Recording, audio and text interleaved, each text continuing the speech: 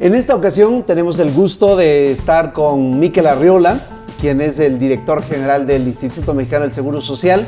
Es un placer realmente que nos reciba en sus oficinas para conversar sobre los asuntos del instituto. Muchas gracias, Miquel. Samuel, muchas gracias. Es un honor estar otra vez contigo. Un placer, Miquel. Para comenzar esta conversación, yo te pediría una calificación general al estado de salud, vamos a llamarle así, del IMSS, que por cierto cubre a más de 62 millones de derechohabientes en todo el país, así que estamos hablando de una institución enorme. Más 12 millones del IMSS Prosper. Así es, así es. Yo le daría una calificación sobresaliente en términos relativos al 2012. Yo le pondría un 8. En el 2012 estaba reprobado. Y también te diría que en grado de escolaridad estamos todavía más o menos ahí del sexto de primaria y que todavía nos queda secundaria y preparatoria de aquí al 2035, que es cuando deja de crecer la deuda de pensiones.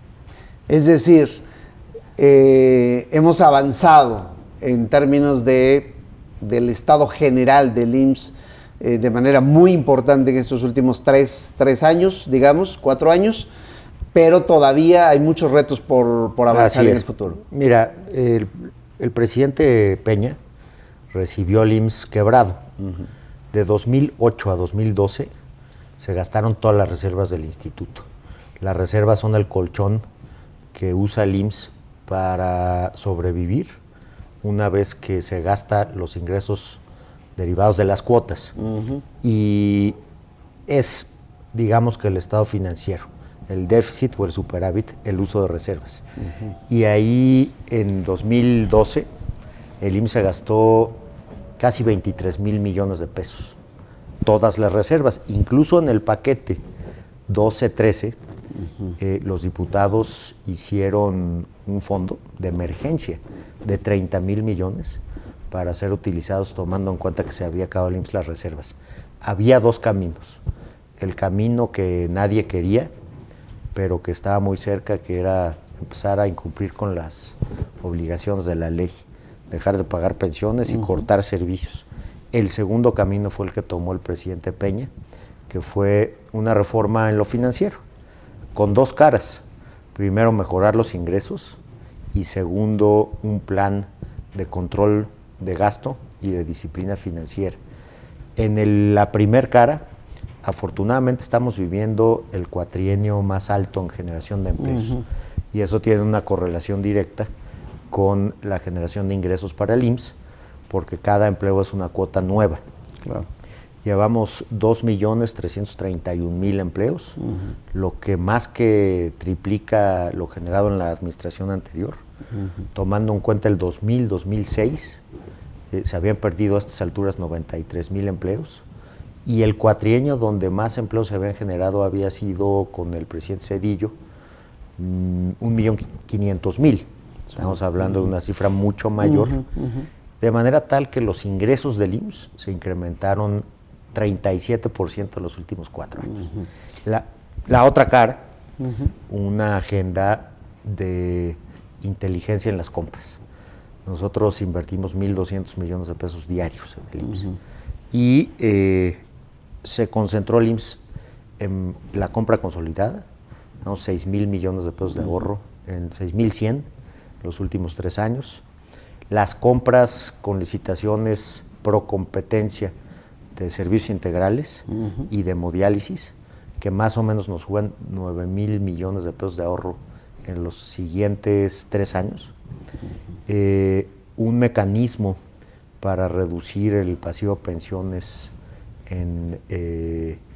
a través de un premio a la conservación de los empleados médicos y enfermeras, un bono de permanencia que nos va a ahorrar 20.000 millones de aquí al 2035, mejores compras o arrendamientos en materia de automóviles, ambulancias.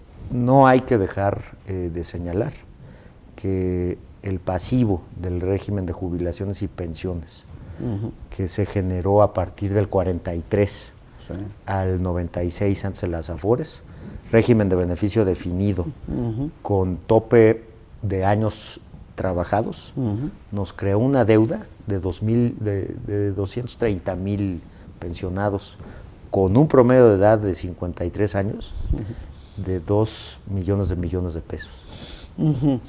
Permíteme aquí, sí, porque son muchos números y estos números son muy importantes. Quisiera irme un paso atrás porque me llamó la atención esto para fines de claridad de quienes nos están viendo. ¿Cómo se puede acabar los recursos o las reservas de una institución de este tamaño de una manera tan, pareciera ser tan rápida y de manera tan peligrosa? Porque hace 3 años estábamos hablando de que esta era una institución quebrada, financieramente quebrada. ¿Por qué? Porque se acabaron las reservas o porque las reservas estaban en extinción. ¿Cómo puede ocurrir eso? Hay una palabra mágica que se llama brecha. La brecha entre ingreso y gasto, que tiene que tener pues un margen reducido. Se descuidó esa brecha. Teníamos en el 2012 un crecimiento del ingreso anual del 2.6% y un crecimiento del egreso del 8.6%. A ver, perdón, descuidó es una frase muy, muy políticamente correcta de tu parte. Quiere decir, se gastó muchísimo y no se ingresaba. No se ingresaba. Lo que se tendría que haber ingresado. Y ahí tiene que haber una linealidad. El día de hoy, y que no tiene nada que ver con la demanda, el día de hoy yo te diría que el gasto está creciendo, ya sumando 2006, 5% al año, y está creciendo, eso es el gasto, ¿no? 5.6% al año está creciendo el gasto, y el ingreso ya está creciendo al 5%. Dame un ejemplo sobre esto, Miquel. La OCDE, en su estudio que publicó en enero pasado sobre el sistema de salud mexicano, hace un señalamiento muy puntual y dice que el sistema de salud en su conjunto gasta mucho en administración, en administrar el sistema de salud. Y habla de 10%, de que el 10% de todo el gasto total en salud se refiere a la administración de la salud, lo cual es el porcentaje más alto de todos los países que conforman la OCDE. En el caso del seguro social, ¿cuál es este porcentaje? ¿Cuál era este porcentaje hace 3 o 4 años atrás y cuál es el porcentaje ahora? El porcentaje hace 2 años, más bien 3 años, era 21%. 21% de gastos administrativos. Así es. Y bajó al 9% en los últimos 3 años. ¿Cómo se hizo eso, Miquel? Primero, obviamente, acercando y reduciendo esa brecha, incrementando el gasto productivo. Por ejemplo, de aquí, del 2013 al 18, vamos a gastarnos 20,000 millones de pesos en 12 hospitales nuevos y en 40 unidades médicas familiares. Estamos creciendo en residentes más o menos 4,200 residentes por año. Eso computa no a gasto administrativo, computa pues a gasto en salud. También había, Samuel, hay que decirlo, había una mala interpretación de los datos cuando se generaba ese indicador, porque se atribuía a gasto administrativo pues mucho gasto referente a nómina de médicos y enfermeras. Se trabajó con la OCDE en la metodología, se trabajó en que ellos comprendieran qué gasto era el que nosotros estábamos haciendo y además se incrementó el gasto productivo, sobre todo en infraestructura. Darte un dato, en el 2012, de cada peso que se gastaba en el IMSS, casi 9% era de reservas. Hoy es 2% de reservas. Okay. Entonces, ahí se explica mucho eso, pero te doy un dato muy contundente. Teníamos en el 2012 10% menos demanda de servicios. Es decir, las enfermedades crónico-degenerativas están elevando el gasto de manera muy acelerada. Hoy prestamos 10% más de servicios médicos y estamos gastando 12,000 millones de pesos menos, precisamente por esa política de gasto inteligente, de mejores licitaciones, de compras consolidadas, de no crecimiento de plazas netas como tal, de mejores negociaciones salariales. Estamos, yo creo que, como te digo, en una etapa primaria, porque todavía nos falta lo peor del crecimiento de la deuda de pensiones. Sí. Hace 15 años no era tema para un director general el crecimiento de las pensiones. Empezó a crecer en 2005, 2006, ya a ritmos acelerados, y el dato que te doy es en el 2015, del pasivo del RJP, teníamos que pagar en el 2015 60,000 millones de pesos, 2016 vamos a pagar 70,000, 2017 vamos a pagar 80,000, y de aquí a 2035 vamos a pagar ese año 105,000 millones de pesos. A los pensionados del IMSS. Del IMSS. Entonces, voy con lo que empecé. Nuestro problema es la brecha. Tenemos que seguir incrementando ingresos y seguir reduciendo el gasto, que no se nos presiona de manera natural. El gasto estrictamente administrativo, digamos ya corrigiendo el concepto ante la OCDE, ¿estás satisfecho con el número actual del gasto administrativo o puede ser reducido aún más? Me hablas acerca del 9%, cerca del 9%. Puede ser reducido claramente. Puede ser reducido en tanto que mantengamos las plazas que tenemos, en tanto que no encarezcamos los servicios con ineficiencias, y por eso se han planteado medidas para bajar los tiempos en la atención de los derechohabientes. Entonces, hay fórmulas muy sencillas, se tienen que implementar. Ya llevamos una implementación de más de la mitad de la derechohabiencia, pero ¿cómo reduce un gasto administrativo? Cuando le bajas el tiempo de cirugía a un derechohabiente, 85%, como lo estamos haciendo. Estamos dando cirugía los fines de semana, llevamos casi 5,000 cirugías. ¿Cómo reduces un gasto administrativo? Teniendo menos tiempo de hospitalización a un paciente. En vez de tenerlo esperando una cirugía 10 días hospitalizado, pues le haces la cirugía en 4 y lo egresas en 5. Después, otro gran problema que tenía el IMSS era la gestión de camas.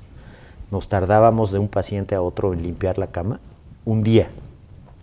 Nos estamos tardando hoy ya en un rango de 40 minutos a 4 horas en el peor de los casos. Estamos utilizando mejor nuestros hospitales. Ahí es donde tenemos que bajarle, obviamente, los gastos administrativos. Evidentemente que esto requiere un acuerdo importante con el liderazgo sindical del instituto, porque muchas de las cosas que ocurrían y que estás relatando tú tiene que ver necesariamente con una manera de hacer las cosas en el instituto por parte de los trabajadores. ¿Cuál es la actitud del sindicato respecto de este tipo de indicadores que estás dando, Miquel? Tenemos un líder sindical de avanzada, un líder sindical inteligente, que sabe que las quejas por el servicio en el IMSS solamente las podemos reducir, las estamos reduciendo juntos, porque es responsabilidad de la administración organizar la prestación del servicio, y es responsabilidad del sindicato en 400,000 casos, que son 400,000 sindicalizados, de los 430,000 empleados que somos, pues tener esa voluntad para ir modificando situaciones que se pueden modificar sin afectar ningún derecho laboral. Todas estas medidas que te estoy platicando, más otra que se llama Ser IMSS, que es un programa para mejorar el trato, saludar, escuchar y responder de buenas es mejor, las hemos hecho con el sindicato, y te doy el dato que le dimos al presidente en la asamblea la semana pasada. Hemos podido incrementar de 77 a 81% el grado de pacientes satisfechos de nuestra encuesta de satisfacción. Pues claramente ha acompañado el sindicato. Se ha hablado mucho acerca de la subrogación de servicios en el IMSS, y no sé si esto forme parte de la estrategia de reducción de gastos dentro del instituto, pero se habla de subrogación en asuntos como ambulancias, o como análisis clínicos, o como estudios de gabinete, o como de guarderías, etcétera. ¿Hay un plan definido para esto?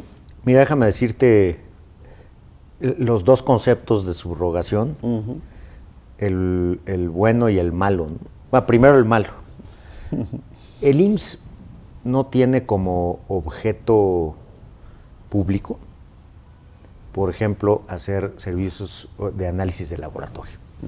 Nosotros tenemos que ser un prestador de servicios de salud.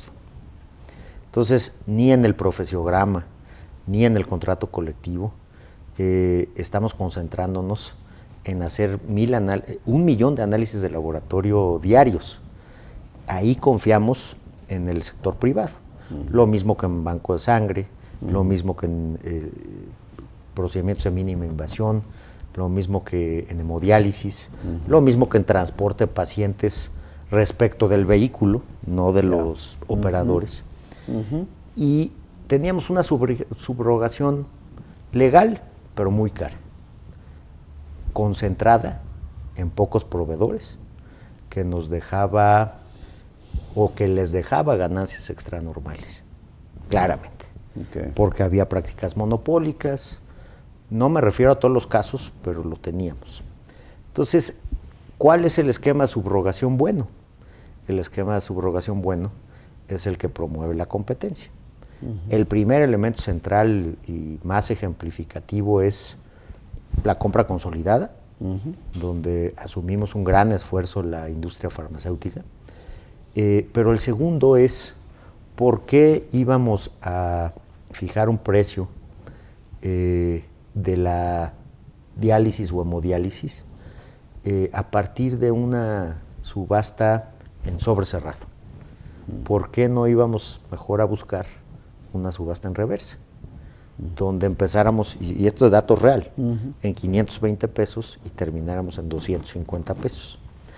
¿Por qué íbamos a asumir que los análisis de laboratorio, el 1,000,000, lo iban a prestar 5 proveedores regionales? ¿Por qué? ¿Por qué no liberábamos la competencia a los 32 estados? Con esas dos, liberando o desconcentrando en el segundo caso el 15% del mercado, con esas dos medidas, ahí están los 9,000,000,000 de pesos para los próximos 3 años que nos van a ayudar a aliviar el déficit del instituto. Entonces, esas son las dos caras de la subrogación. Una subrogación que mantiene el status quo y las prácticas monopólicas, o una subrogación inteligente, competitiva, donde digamos, claramente ahorramos, y esos 9,000 pues van directo a cerrar la brecha para tener IMSS cada año en términos de supervivencia. Pero digamos, ¿hay un plan estratégico de incrementar la subrogación de este tipo de servicios competitivos? No, yo creo que ya está muy definido qué podemos hacer afuera y qué podemos hacer adentro. Adentro es el servicio médico, la famosa bata blanca, ¿no? Y ahí, que se oiga claro, absolutamente responsabilidad del IMSS y del sindicato. En servicios en el margen, que no están asociados a nuestro mandato esencial. Que tiene que ver con laboratorios, que tiene que ver con bancos de sangre, que tiene que ver con ambulancias. Con ambulancias, donde claramente pues no estamos convocados a hacerlos más eficientes, pues sí tenemos nosotros la ayuda de los privados, y yo no veo un paquete adicional porque digamos que así están ordenadas las cosas para la prestación de servicio al fin. Y lo veo claramente en los estados financieros auditados a 2015. Las inversiones totales del IMSS en 2015 suben de 160 a 161,000,000,000 de pesos en 2015, pero es básicamente, este incremento se da básicamente en edificios y terrenos, pero en equipo, en instrumental médico, en equipo de laboratorio, en equipo de transporte, hubo caídas importantes en 2015, según leo en los estados financieros. Mi pregunta sería, acabamos de hablar de esto, pero mi pregunta sería, ¿cuáles son las prioridades de inversión del instituto? Al día de hoy, sí. De aquí al 2018, estamos construyendo 40 unidades médicas familiares, que es medicina de primer nivel, de 10 consultorios o más. Y estamos construyendo 12 hospitales, Samuel, de más o menos 150 camas cada uno. El objetivo principal hoy es más o menos incrementar todas las camas del instituto en 6.5%. Esta es una inversión histórica. Son 20,000 millones de pesos que devienen de los nuevos ingresos y del orden en las finanzas. Y asociado a esto, pues hay una inversión en equipo del orden de los 7,000 millones de pesos para tener más o menos estos hospitales. Cada uno tendrán 20 o 25 especialidades. Son hospitales de segundo nivel. ¿Y cuál es la razón? También el incremento del empleo acelerado, y hay zonas donde ya no está rebasando la demanda. Por ejemplo, el Bajío, vamos a abrir un nuevo hospital en Aguascalientes, vamos a abrir un nuevo hospital en León, que ya están a punto de ser terminados en la construcción. Son de 180 camas cada uno. Y vamos a abrir uno de 280 camas en Querétaro, porque ahí está disparada la demanda. Después tenemos mucha demanda turística en el Pacífico, Vallarta, Nuevo Vallarta, ahí tenemos otro proyecto para 180 camas. Después tenemos otro en García, Nuevo León, que es la zona metropolitana de Monterrey, con mucha demanda. Tenemos otro que le debíamos a Chiapas, en Tapachula, obviamente para incrementar la penetración en población de poco desarrollo humano. Y luego tenemos uno en la zona metropolitana del Distrito Federal, Tepozotlán, Cuautitlán Izcalli, donde la demanda es muy alta. Y estamos planeando otros 2 hospitales grandes de referencia y vamos a revisar médicamente en términos de demanda dónde es donde se justifican más. ¿Tenemos médicos suficientes para todo esto? Tenemos médicos suficientes, pero yo creo que la pirámide, mira, 4 enfermedades nos explican el 70% del gasto del seguro de enfermedades y maternidad. Y esas 4 enfermedades están colocadas en el 20% de la población del IMSS, que es la gente adulta mayor. Entonces, hoy tenemos un sistema curativo, que estamos esperando a las personas a que lleguen sintiéndose mal o con un infarto, un derrame o un accidente cerebrovascular. Y de ahí es donde invertimos para tratar de mejorar esa situación, que en diabetes es irreversible por la enfermedad de insuficiencia renal, o se pierden miembros, o ceguera, que en cardiovasculares, pues después de un infarto ya la calidad de vida baja, o después de una crisis cerebral, de infarto cerebral, pues también a ese paciente lo vas a tener en el hospital por lo menos 8 días al mes. Entonces estamos llegando tarde. Hay médicos, pero estamos con una pirámide de inversión totalmente volteada. El 70% de los recursos los estamos invirtiendo en segundo y tercer nivel, cuando en un sistema que sea preventivo tendríamos que tener el 80% de los recursos invertidos en el primero para que no se nos suban al segundo. Vamos a presentar el primer trimestre del año que viene el primer sistema preventivo como tal, integral, en el IMSS, que lo que va a hacer con la información estadística que tenemos de nuestra población, que está adscrita, ese es el mayor valor que tenemos, la información de los derechohabientes. Vamos a poder saber haciendo cortes por edad y por sexo, de a quién tenemos que llamar para traer antes de que se materialicen los daños. Que ese es uno de los grandes problemas que tiene el instituto. Y el otro gran problema que tiene el instituto, creo que tiene que ver con las obligaciones laborales o con el pasivo laboral, como se le dice contablemente. A finales de 2015 sumó poco más de 1.7 billones de pesos. Sí.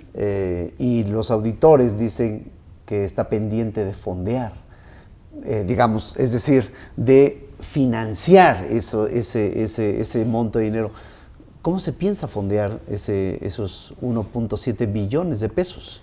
Mira, obviamente conforme a la regla contable, pues también hay que decir que no es un pasivo que se nos vaya a actualizar en valor presente en ningún momento, ¿no? O sea, no vamos a perder los 200,000 juicios laborales que tenemos, ¿no?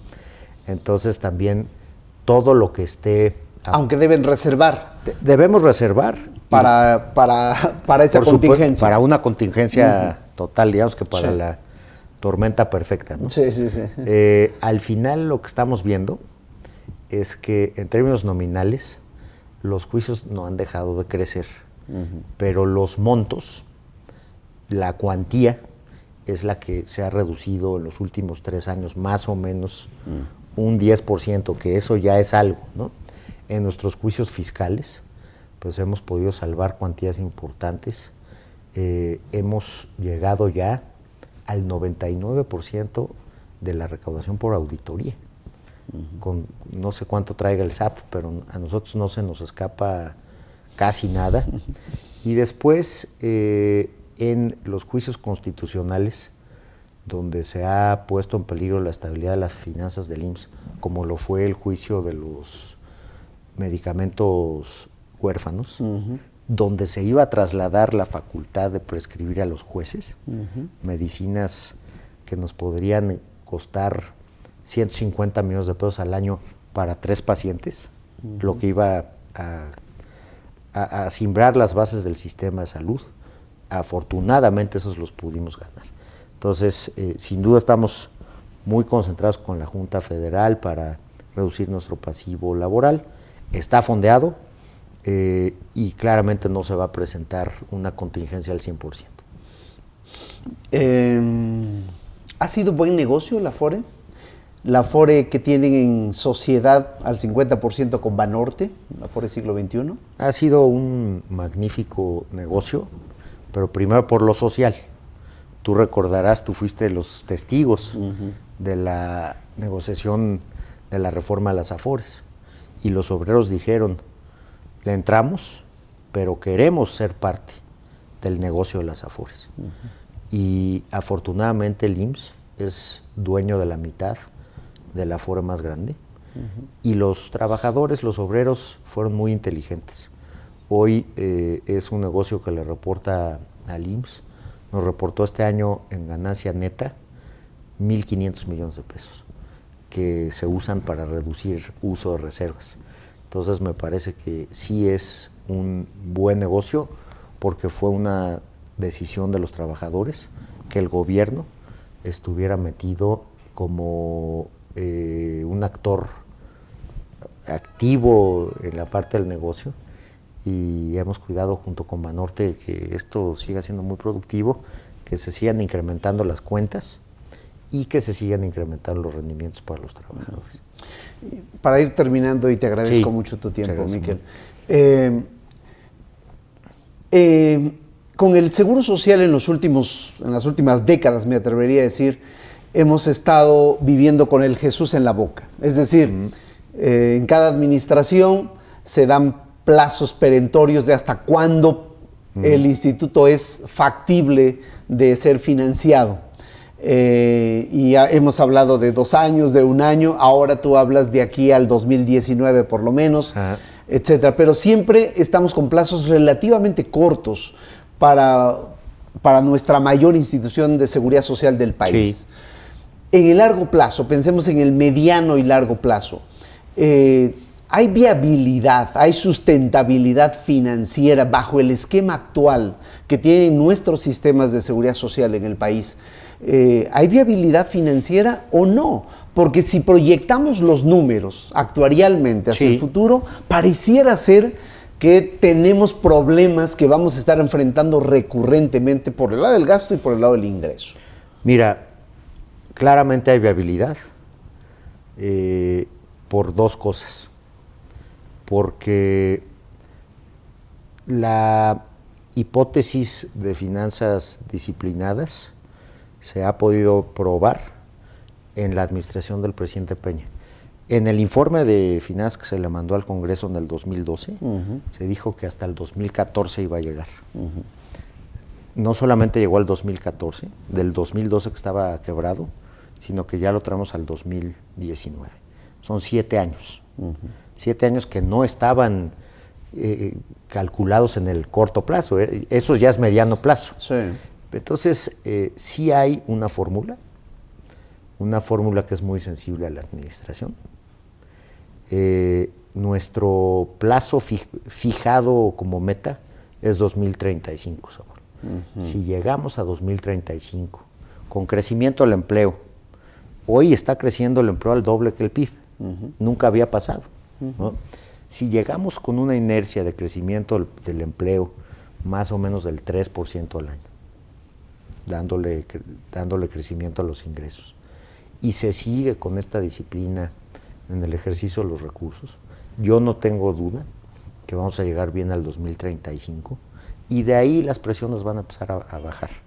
Y esa es una muy buena noticia, porque el modelo IMSS, distinto de ese régimen gravoso de las pensiones antes de las AFORES, pues es el modelo más robusto en materia de seguridad social, ciertamente de América Latina, que se puede comparar en términos de calidad, en cobertura, en universalidad con cualquier otro. Y esa es una muy buena noticia para México. Digamos, ahí la gran premisa en esta sustentabilidad de largo plazo es el crecimiento económico y la generación de empleos a un ritmo incluso mayor que el propio crecimiento económico. Es algo que hemos adolecido, aunque estamos viviendo una especie de periodo extraordinario de gran crecimiento en la formalización del empleo, pero hemos adolecido en las últimas décadas de este crecimiento económico del cual estamos hablando, Miquel. Pues mira, si se mantiene un crecimiento del empleo más o menos cercano al 3 al año, las reformas estructurales creo que son un buen pretexto para ser optimistas en ese sentido, y logramos mantener los ajustes en el gasto inteligentes de aquí al 2035, que son un poquito menos de 20 años, vamos a llegar bien a esa cita y vamos a empezar a desahogar ya las finanzas del IMSS de ahí en adelante. Yo creo que sí se puede, muy sensible a la administración, porque acuérdate que nosotros estamos cuidando ahorita, más o menos este año, nos autorizó el PEF 15,000 millones, vamos a usar 4,000. Es el año donde menos reservas vamos a usar, pero acuérdate que nos estamos gastando al día 1,200 millones. Entonces no es trivial, muy sensible a la administración.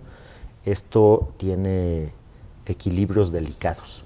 Si los cuidamos, si somos responsables, el IMSS va a salir adelante. Esta sensibilidad de la administración es la que me preocupa, ¿no? Porque no podemos vivir, digamos, anclados a las veleidades, si me permites llamarles así, políticas de cada administración, de cada sexenio. En ese sentido, terminaría con esta pregunta. ¿Ves factible y necesaria una reforma de los sistemas de seguridad social en el camino de la consolidación de la seguridad social o no? Pues es un tema eminentemente político, pero si se va a generar alguna reforma, yo te diría que hay que tomar el modelo IMSS como modelo ideal. Si le generamos un desahogo en ese propio pasivo, ¿no? Pero creo que en el 43 se concibió el modelo correcto para México, y lo único que yo hubiera modificado de ese modelo, y lo único que creo que podría reformarse, es quitarle esa carga de pasivo de pensiones que realmente nos está quitando pues mucho espacio de gasto para incrementar infraestructura, para contratar más médicos, y aún así estamos saliendo adelante. Pues muchas gracias, Miquel, por esta conversación. Gracias. Un placer.